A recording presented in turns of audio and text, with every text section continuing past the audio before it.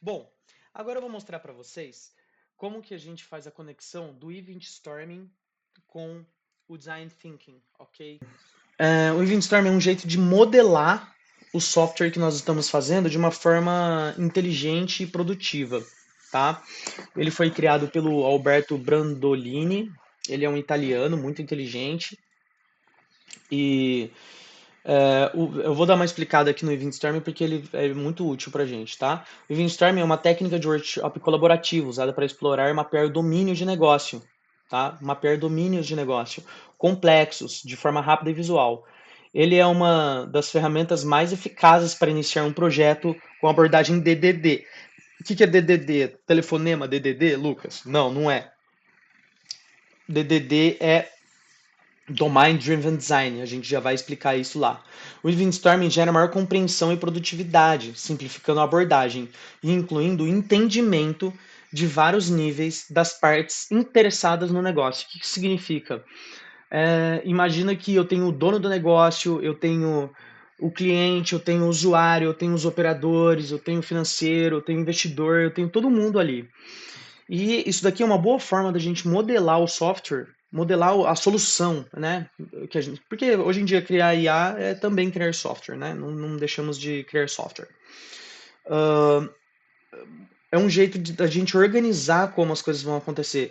Eu vejo muitas pessoas criando um monte de coisa no N8N, achando que vai resolver o problema sem entender a solução antes, entendeu?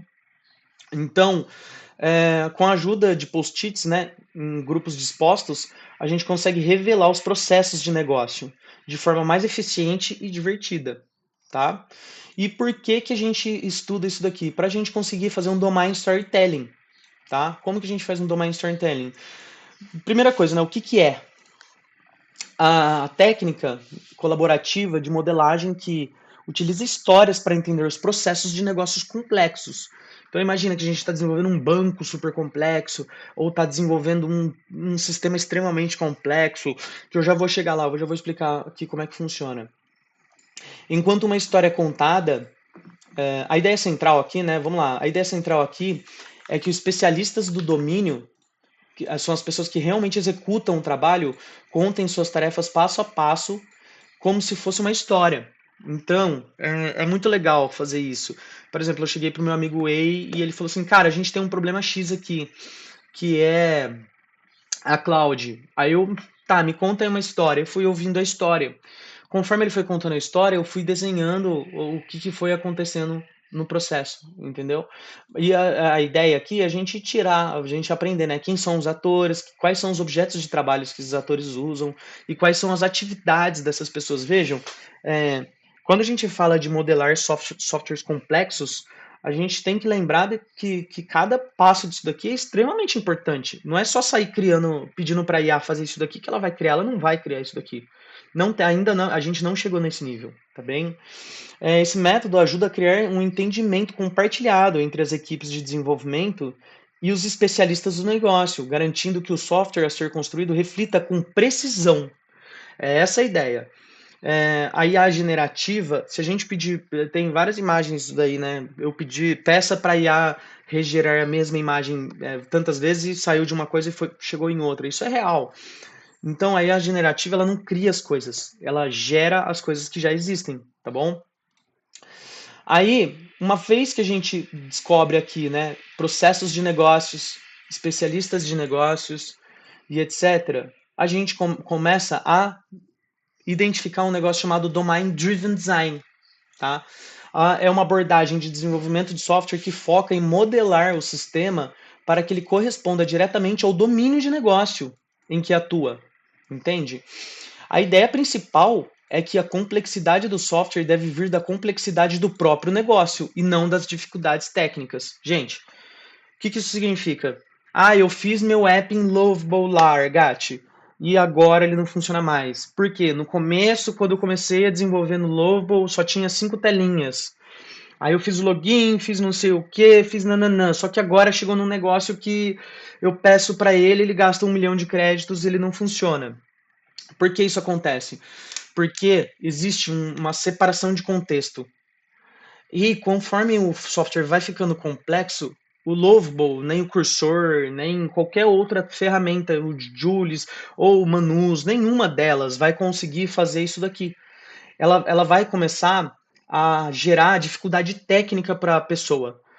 E daí é aí que entra uma pessoa que entende sobre domínios de negócios, entende? Para isso, os desenvolvedores especialistas do negócio trabalham juntos para criar uma linguagem ubíqua. O que isso significa? Por exemplo, se lá na tela a gente coloca cliente preferencial, lá no campo do banco de dados ele tem que ficar preferencial também. Entende? Todas as variáveis têm que ficar o mesmo nome e assim por diante. Por que isso daqui é importante? Porque se você está falando com a IA lá, aí você fala, faz a cadastro de cliente, aí depois você fala, faz o cadastro de usuário, ele vai fazer coisas completamente diferentes. Porque são terminologias diferentes, são nomes diferentes. Então, uma vez que o operador da inteligência artificial ele consegue compreender o domínio das coisas, o domínio do negócio, ele consegue separar as coisas. Então, a linguagem DDD, né, a ligação com o DDD e o Event Storming, ele ajuda a descobrir a linguagem albíqua, né, de uma forma natural. O que isso significa? No vídeo anterior mesmo, eu estava desenhando aqui, ó, fazendo, e daí, por exemplo, user login e user login, tá vendo? Ó? Olha só, o cliente lá no web, ele acessa o user login. E ele tem uma tela de login aqui, ó, tá vendo? Então, o register, tá vendo? Ó, tem coisas que eu começo a reusar em partes diferentes do sistema. E daí, uma vez que eu faço esse big picture da minha solução, eu começo a entender as coisas de longe como funcionam, entendeu? Então, por isso que é fundamental a gente focar nisso daqui antes da gente sair desenvolvendo, tá? E o porquê que o DDD ele é tão importante agora na era da IA, pessoal? O porquê que agora isso assim, é fundamental todo mundo saber disso daqui? Porque se você é desenvolvedor de software ou não, se você souber disso daqui, você vai conseguir modelar sistemas de uma forma muito mais abstrata e de uma forma reusável, entende? Em vez de ficar criando coisas porcaria por aí, a gente vai começar a criar soluções reusáveis, soluções fortes, como se fossem Legos, entende? E a gente vai montando pecinhas desses Legos e reusando eles de forma inteligente. Então, qual o ponto mais importante de usar DDD aqui, pessoal? É desacoplamento forte. Os contextos são autônomos, independentes. O sistema de pedidos continua funcionando mesmo que o sistema de notificação esteja fora do ar. O que isso significa? Você está desenvolvendo partes, aí se subir uma parte aqui e saiu do ar, a outra não vai sair do ar. Entende? Tem como você criar soluções mais resilientes. Escalabilidade e resiliência, tá?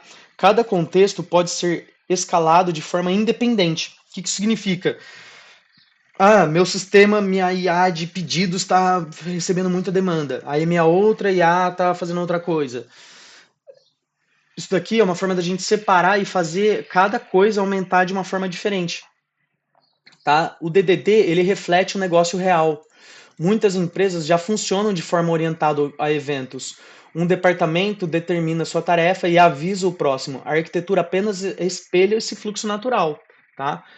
Auditabilidade. O DDD ele cria uma sequência de eventos e dá para fazer um rastro auditável de tudo o que aconteceu no seu sistema.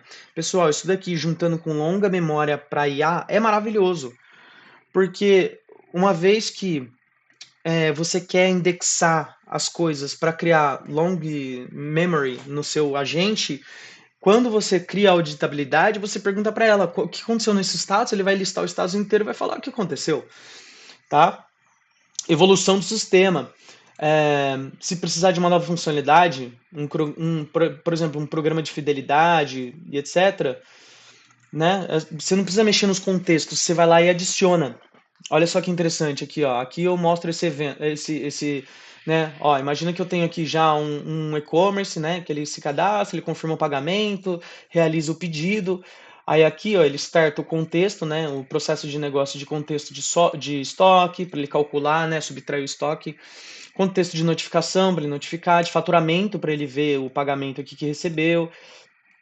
Aí, por exemplo, eu preciso adicionar um novo processo aqui, eu só vou lá e acoplo isso, entende? Então, é muito importante a gente saber como usar o DDD.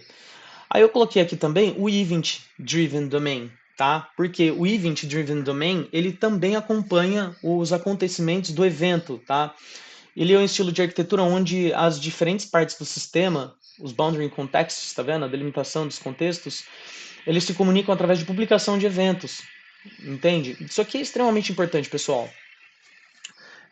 Implementar isso daqui hoje em dia num grande sistema de IA, você já permite criar suas aplicações num nível absurdo, tá?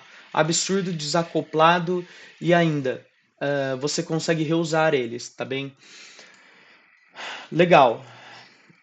A diferença de um para o outro é que a gente faz um mapeamento dos contextos e de como a gente vai saber cada elemento, cada agregado aqui, né? E o Event Driven Domain, conforme a gente vai fazendo o Event Storming, a gente vai definindo os eventos aqui.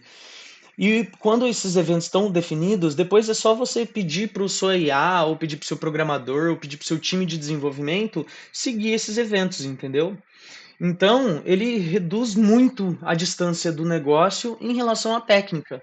Tá? Quando a gente volta aqui para aquele lance do gestão, estratégia e planejamento, isso daqui fica muito preciso, tá? O que você às vezes planejou aqui, a execução fica bem preciso, tá? Ainda mais agora com IA. Bom, como o vídeo ficou um pouco longo, eu ainda não consegui incluir todos os pontos mais importantes do Event Storming. No próximo vídeo, eu vou mostrar para vocês como que eu uso cada cor, cada card e como que eu organizo isso num processo cronológico inteligente para a gente conseguir modelar a nossa solução de uma forma muito legal e divertida. Te vejo no próximo vídeo. Até mais.